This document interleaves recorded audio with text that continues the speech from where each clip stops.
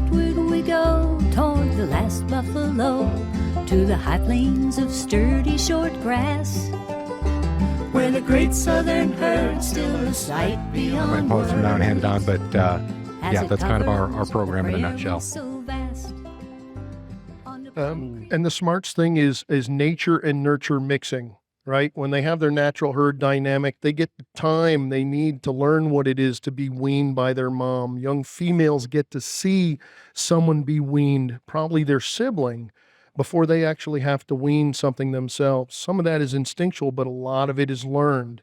When you compare it to the fact that we only find mastodon males in petrified form after the fact, because a lot of those young males get into trouble, and the matriarchal females of the mastodon group would have kept all the babies and young ones safe. They know what to avoid, but when you send the young males out on their own, they just find a way to die that was crazy, and then preserved for 1,000,000 years or a couple 100,000 years to go, hey, look how this one died. So the bison are the same way. There's a lot of nature and nurture combined, and having a natural herd dynamic really makes for a stronger herd, even in a captive situation. We don't need to take the false economy that were created by the cattle people and their sort of industry and then try to apply it to bison and make it something that it's not.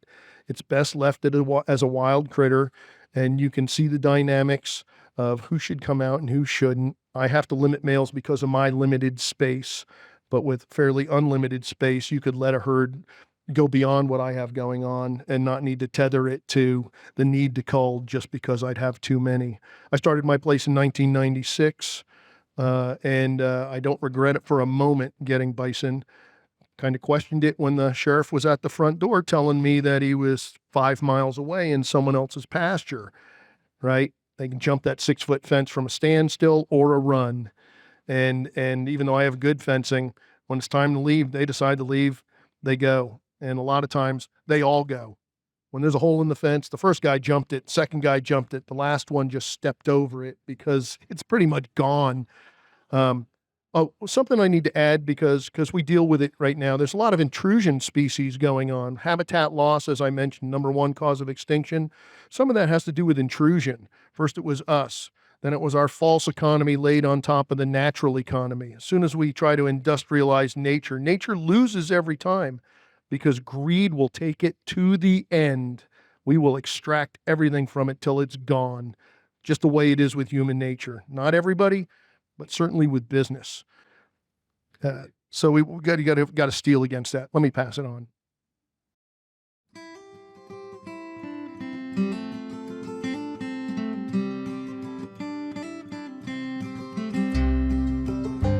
On westward we go, toward the last buffalo, to the high plains of sturdy short grass, where the great southern herd still a sight beyond words, as it covers the prairie so vast.